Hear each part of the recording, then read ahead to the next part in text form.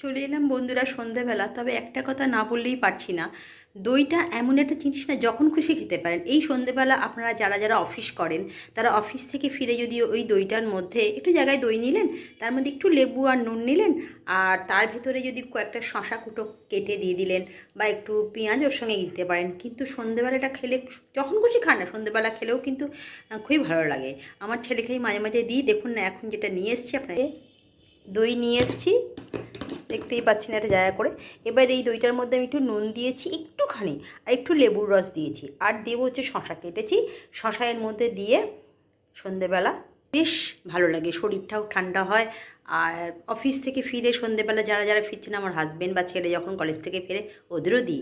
আপনারাও খাবেন একটু দইয়ের মধ্যে শশা কুচো দিয়ে, খেতে বেশ ভালো লাগবে। এবং সন্ধেবেলার স্ন্যাক্স হিসাবে খারাপ না এটা, ভালোই লাগবে। মানে আদার্স অন্য জিনিস না খেয়ে যদি একটু দই খান, টক দই, অবশ্যই টক দই ভালো হবে।